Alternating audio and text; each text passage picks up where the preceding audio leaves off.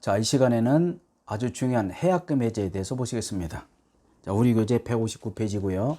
해약금 해제는 굉장히 중요합니다. 실무에서도 이런 일이 많이 있습니다만은 해약금 해제 요건을 정확하게 모르고 있는 분이 많습니다. 해약금 해제, 자, 보도록 하겠습니다. 해약금 해제, 이는 임의규정입니다. 다시 말해서 당사자가 달리 정할 수 있고요.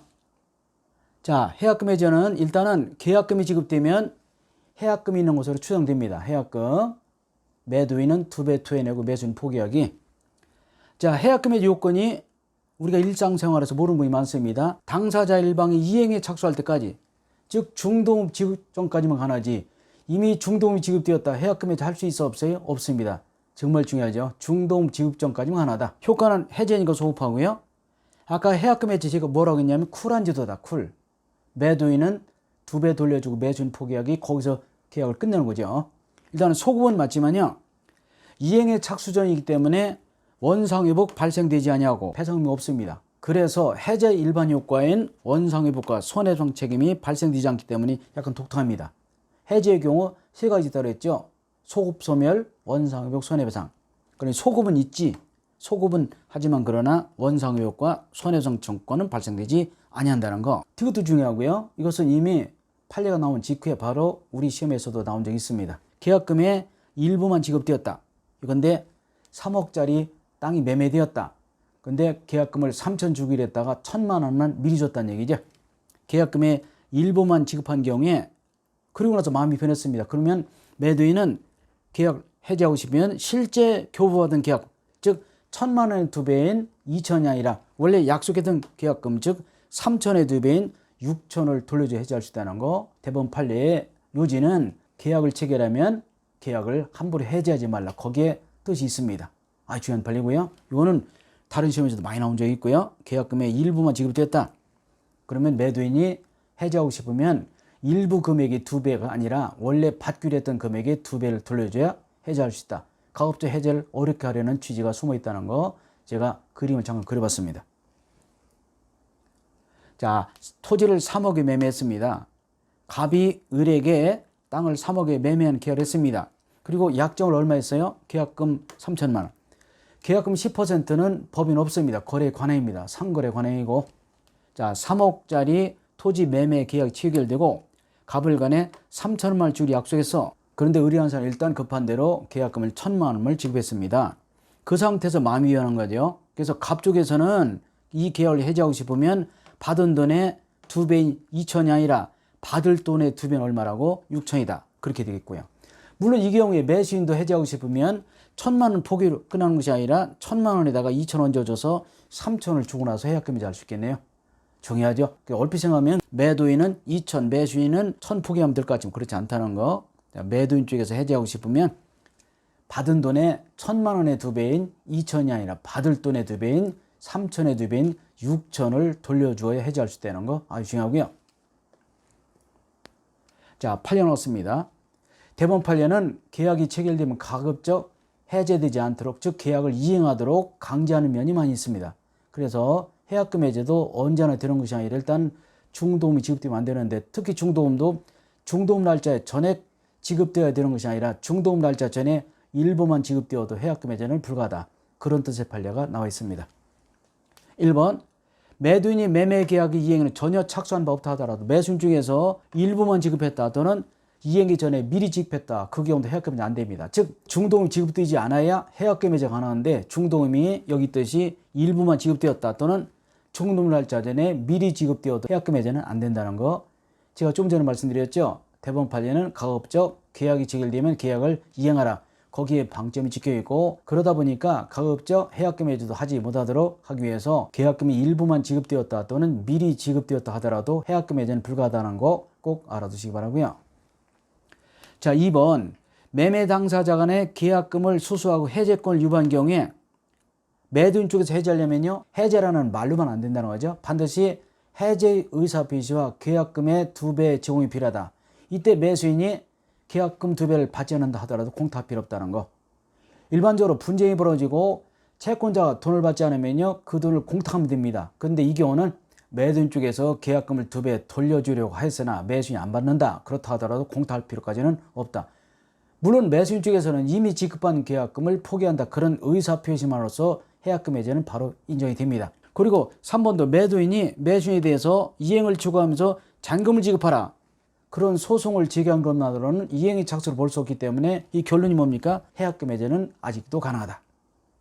특히 4번 이미 배웠죠. 유동적 무효 토지거래 허가구역 내의 토지 매매에 있어서 이미 허가를 받다 하더라도 중동지급전이라면 해약금 해제가 가능하다. 중요하지 이것도요. 4번도 유동적 무효 토지거래 허가구역 내의 토지 매매에 있어서 매수인이 중동업 지급전이라면 이미 허가를 받은 경우를 하더라도 해약금 해제는 가능하다. 아주 중요한 판례가 되겠고요. 자, 매매 효력 1번 재산권 이전이 뭐 크게 어려움 없습니다. 매도인 팔았으니까 소유권 이전 등기 해줘야 되겠죠. 부동산 같은 경우 매매 목적인 재산권 자체를 이전하라. 제한이나 부담이 없는 완전한 소유권 이전 등기 해줘야 되겠고 또 점유도 이전해줘야 되고 당연히 채권증서도 넘겨줘야 되고요. 종물 종등 권리도 넘겨줘야 되겠죠. 예전에 배운 적 있습니다만은 주물종물 관계 여기 있죠. 횟집의 소족관 주유소와 주유기가 주물종물인데 횟집을 매도한 자는 소족관도 주유소를 매도한 자는 주유기도 넘겨줘야 되겠죠.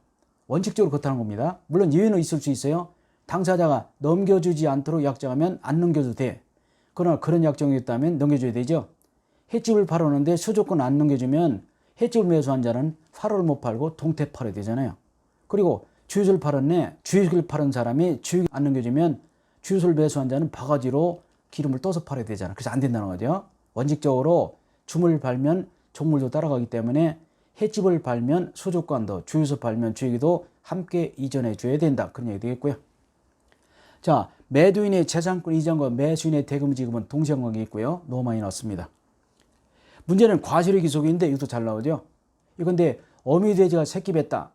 새끼 벤 어미돼지를 팔았다는 거죠. 이 경우에 새끼가 중간에 태어나게 되면 새끼가 누구 것이냐 문제되거든요. 특별히 약속이 없다면 매매 있은 후에도 인도하지 아니한 즉 넘겨주지 아니한 어미돼지로부터 생긴 과실 새끼 돼지는 매도인 것이다. 그러나 매매 목적물이 인도 전이라도 이미 매수인이 대금을 전액 다 지급하였다면 그 새끼 돼지도 역시 매수인 것이다. 그 얘기 되겠네요. 즉 계약금만 지급되고 인도 날짜가 지난 상태에서 어미돼지가 새끼를 낳았다면 그 새끼는 매도인 것이다. 그러나 잔금까지 다 지급된 상태에서 새끼가 태어났다면 매수인이 새끼의 소유권을 취득한다. 즉 과실의 소유권 취득한다는 거 중요하죠. 과실은 어미돼지가 새끼를 뱉고 새끼가 과실이기 때문에 새끼 돼지 소유권이 누구에게 있냐라고 보시면서 문제를 풀면 금방 풀립니다. 자, 매수인의 대금 지급 당연히 대금을 줘야 되겠죠. 매도인의 소유권 이전과 매수인의 대금 지급은 동시한관계겠죠. 그런데 대금 지급 시기가 문제되는데 매매 일방 당사자에 대해서 예컨대 소유권 이전 날짜가 6월 20일이다. 근데 대금 날짜가 빠져 있다면 대금 날짜도 6월 20일로 뭐 한다고 추정한다. 그런 얘기 되겠네요. 즉 동시한관계이기 때문에 그런데 그러나 추정한다. 즉 본다 그러면 틀립니다. 왜냐하면 외상일 수 있잖아. 소유권 이전은 6월 20일 날 하고 대금은 7월 20일 날 지급할 수 있기 때문에 일단은 빈칸은 같은 날짜로 한다고 추정한다. 시험에 나올 때 이렇게 본다 그러면 틀립니다. 매매 당사자 일방에 대하여 의무 이행의 날짜가 있다면 상대방의 날짜도 같은 날짜로 추정한다. 자, 소유권 이전 날짜가 6월 20일이고 대금 날짜가 비어 있다면 대금 지급 날짜도 6월 20일로 추정한다. 아니면 뒤집으면 되죠. 아니다. 외상이었다. 대금 날짜는 7월 20일이잖아 라고 주장한 사람이 입증하면 되기 때문에 일단은 같은 날짜로 본다고요. 추정한다. 본다 그러면 틀려요. 같은 날짜로 본다가 아니라 같은 날짜로 추정한다. 즉 동일한 기한으로 추정한다는 거 굉장히 중요하고요. 대금 지급 장소는 지참채 원칙이기 때문에 매도인 주소로 돈을 가져와야 됩니다. 현실은 거꾸로죠. 물건을 팔아먹은 사람이 돈 받으러 쫓아다니지만 그러나 민법의 대금 지급 장소는 지참채 원칙이기 때문에 채권자 즉 매도인의 주소에 와서 줘야 된다는 것이고 목적물 인도와 동시에 대금 지급할 때는 반드시 어디에서 인도 장소에서 돈을 줘라. 무슨 관계? 동시관계라는 얘기죠. 물건을 받을 때 그 자리에서 돈 줘라. 그리고 돈은 채권자 주소에 가져와서 주라 또는 가져와서 주라 그냥 되겠고요. 이자도 발생되죠. 대금의 이자도 발생되는데 매수인은 목적물 인도받은 날로부터 이자를 지급하라 되어 있네요. 물론 외상인 경우 즉 신용거래인 경우는 이자 지급이 없겠죠. 그러나 일단은 목적물 받은 날로부터 계산해서 이자를 지급하라. 매수인이 경우에 따라 대금 지급을 거절할 때도 있네. 불안한 경우 자기가 어떤 권리가 있는데 뺏길 염려가 있을 때 그런 때 이행을 거절 즉 지급을 거절할 수 있습니다. 자, 매수인이 동시한변권이 있다. 근데 매도인이 서류 안 줘? 나는 돈을 안 줄 수 있죠. 대금 안 주잖아? 당연히 지급을 거절할 수 있고요. 두 번째 불안한 항변권이라는 것은 내가 대리점을 해서 에어컨을 설치해 주기로 했는데 돈은 다음날 받기로 했다. 오늘 설치하러 갔더니 매수인 집에 어떤 채권자들이 들이닥쳐서 매수인의 가재도구를 막 가지고 가고 있더라. 거기다가 에어컨 설치하면 뜯어갈 거 아니야. 그러면 불안하죠. 그런 경우는 대금 지급을 거절할 수 있고요. C도 마찬가지죠. 내가 물건을 사는데 매매 목적물에 대해서 주인이 따로 있대요. 그러면 내가 물건을 샀다가 진짜 주인이 달라고 하면 줘야 될 거 아니야. 그러니까 불안하죠. 그런 경우 혹시 지급을 거절할 수 있는데 그런 경우는 매도인 쪽에 어떤 의사에 따라서 공탁을 하는 경우도 있습니다. 그래서 매매 목적물에 대해서 권리를 주장한 자가 있다. 그런 경우는 자, 매도인의 공탁 청구권에 따라서 뭐 공탁하면 되는 경우도 있지만 그러나 일반적으로는 지급할 의무가 없다. 즉 대금 지급 거절권 인정된다는 것이고 그리고 매도인이 이행기에 매수인의 대금 지급을 이행 지체에 빠뜨리기 위해서는 반드시 재산 이전 의무 이행은 계속되라. 그런 얘기 되겠죠. 이건 마찬가지죠. 매도인도 매수인도 매도인은 계속해서 서류를 제공해야 되고 매수인은 계속해서 대금을 제공해야 되지 한 번 이행을 제공했다라면서 다음에 이행 거절할 수 없습니다. 대금을 가져갈 사람은 계속 가져야 되고 소유권 이전 의무가 있는 사람은 서류를 계속 가지고 가야 서로 맞바꾸게 되지 한 번 내가 이행을 제공했다고 해서 다음에 나갈 때는 빈손 나가면 대금도 받지 못하고 서류도 받지 못한다. 예전에 동시한문권에서 배운 적이 있습니다. 그리고 부동산 매매에 있어서 매매 대금 지급과 소유권 이전은 동시한관계에 있죠. 그렇다 하더라도 대금 지급 청구권은 지급날 이후부터 시효가 진행된다. 아주 중요합니다. 그게 뭐냐면 여기 있죠. 유치권 행사하고 동시한문권 행사도 시효는 계속 진행된다. 중요합니다. 예전에 배운 적이 있습니다. 유치권에서도 유치권은 물권이지만 그러나 영원한 것이 아니라 유치권을 행사해도 채권의 시효는 진행되기 때문에 채권 시효가 소멸되면 유치권으로 풀린다고 했고 여기도 마찬가지입니다. 동시한변권은 영구무한한 것이 아니라 동시한변권을 행사한다 하더라도 채권의 시효는 계속 진행이 된다니까 시효기간 내에 다른 압류 등의 조치를 취해서 대금을 받아야 된다. 그런 얘기 되겠습니다. 매매 비용이 있습니다. 이것도 많이 속죠. 매매 비용은 쌍방이 균분요칭입니다. 공동부담. 그런데 택배 비용 같은 거 보면 어떤 때는 매도인, 어떤 때는 매수인 부담이죠. 그러나 일반적으로는 공동부담, 즉 균분요칭입니다. 시험에 매매 비용은 매도인 부담 원칙이다. X, 매수인 원칙이다. X, 균분요칭입니다. 그러나 이는 무슨 규정이므로 의무 규정이기 때문에 당사자 달리 정할 수 있어요. 그죠? 택배 비용을 무겁다든지 금액이 비싸다 이런 것은 매도인이 실어다 주죠. 그리고 또 가벼운 물건, 금액이 싼 것은 매수인이 비용을 지급하잖아. 그래서 매매 비용은 균분 원칙이지만 의무 규정이기 때문에 당사자가 달리 정할 수 있다. 농협 하나로 마트에서 쌀 한 가마 샀다. 실어다 주잖아요. 그래서 농협 하나로 마트에서 쌀 한 가마 샀다. 그런 경우는 배달해 주고 농협 하나로 마트에서 꽁치 한 마리 샀다. 그건 내가 들고 가야 되죠. 누가 부담하죠? 매수인이.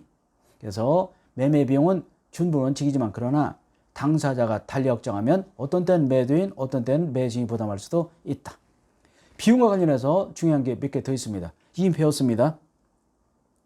상린관계에서 경계나다 및 설치비용은 공동부담이고요. 그러나 측량비용, 면적비율 중요하다고 했습니다. 특히 측량비용이 공동비용이 아니라 면적비율이라는 거. 자, 주택이나 상가 임대차의 경우 임대차 끝난 후 임대인이 보증 안 내주면 집 비우면 안 되죠. 이때 등기명령을 하고 나가야 되잖아. 이때 임대인 잘못으로 인해서 이런 일이 벌어지기 때문에 등기명령 비용 일단 임차인 부담하고 최종적으로 누구에게 임대인에게 청구할 수 있습니다. 그래서 등기명령 비용 임대인 부담이라고 보시면 되겠고요. 자, 비용에 관해서 매매 비용 균분, 상린관계에서 경계나다 및 설치 비용은 공동으로, 측량 비용은 토지 면적 비율이고 주택이나 상가 임대차의 등기명령 비용은 임대인 부담이 원칙이다라고 보시면 되겠네요. 자, 조금 쉬었다가 좀 어려운 담보책임을 보도록 하겠습니다.